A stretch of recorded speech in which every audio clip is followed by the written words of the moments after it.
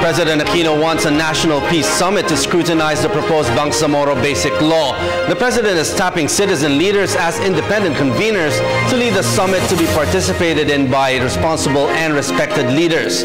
These citizen leaders include Manila Archbishop Luis Antonio Cardinal Tagle, former Supreme Court Chief Justice Hilario Davide Jr., Jaime Augusto Zobel de Ayala, Howard D., and Bay Rohaniza Sumdad Uzman. Add the details from Elena Luna.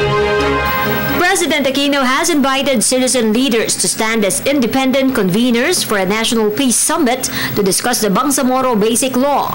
President Aquino named Manila Archbishop Luis Antonio Cardinal Tagle, former Supreme Court Chief Justice Hilario Davide Jr., businessman Jaime Augusto Zobel de Ayala, former Vatican Ambassador Howard D., and Bay Rohaniza Sumdad Uzman, founder of the NGO Teach Peace, Build Peace movement. Sila ang magbubuklod sa iba pang responsable at respetadong pinuno upang pangunahan ang isang National Peace Summit na bubusisi at tatalakay sa BBL. Hihimayin nila ang panukalang batas na ito sa mahinahon at reasonableng paraan na hindi mag-uudyok ng mga galit at kawalan ng pag-asa. Sa ganitong paraan, mas mapapabuti ang BBL.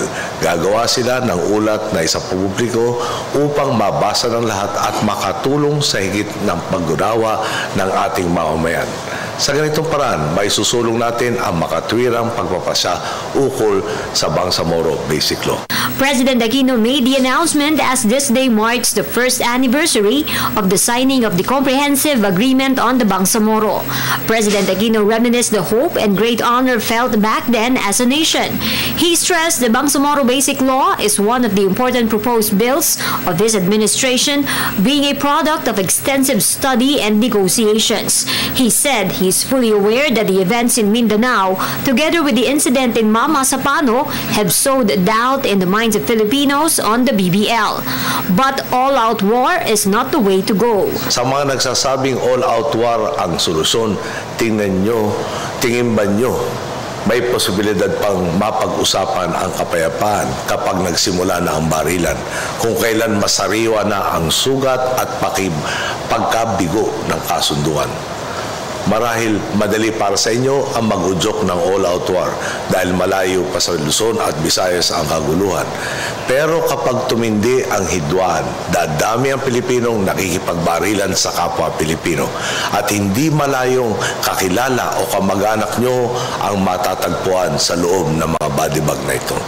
Kung sa ganito hahantong ang lahat, masasayang lamang ang sakripisyo ng mga nagbuwis ng buhay upang makamit ang inaasam nating kapayapaan. Kung tatanungin nga ninyo ang mga sundalo at pulis at iba pa nating membro ng uniformadong hanay, sila ang unang tutol sa digmaan dahil sila ang may pinakamalaking sakripisyo at pangunahing sakripisyo dito.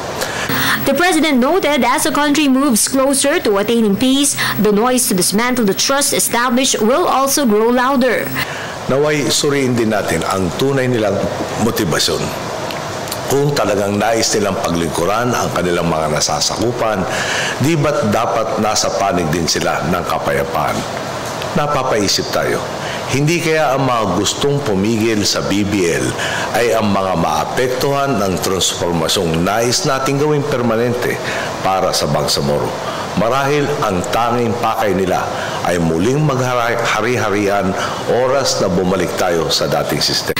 In his message, the president emphasized he is not pursuing peace just to add to his legacy. Hindi po ako naghahabol ng kapayapaan para lang masabi na may iniwan ako. Ang itinataguyod natin isang tunay na kapayapaan na talagang tinutugunan ang mga ugat ng problemang nagdulot ng karahasan. Sa puntong ito ng ating kasaysayan, sinasabi ko sa inyo, ang BBL ang magsasakatuparan po nito. As he concluded his speech, he reminded Filipinos of the golden opportunity at hand to attain peace. He urged everyone to continue what has been started and to reinforce each one's trust and hope. Muli ko pong ididiin, hindi mareresolba ng karahasan ang karahasan. Hindi matatapos ang galit kung galit din ang itutugon natin dito. Tanging malasakit ang sagot sa karahasan, tanging pag-ibig ang pupuksa sa galit. Kalabisan po kalapisan po bang hilingin na ang Pilipino ay magpakita ng malasakit at pag-ibig sa kapwa Pilipino? Wala naman po sigurong magkakaila na kung makakamtan ang kapayapaan, aangat ang antas ng pamumuhay sa Bangsamoro. Kung aangat ang isang rehiyon, aangat ang buong bansa. Tunay nga po, kapayapaan ang tanging landas tungo sa minimitihin nating malawakang kaunlaran. For the People's Television, Elena Luna.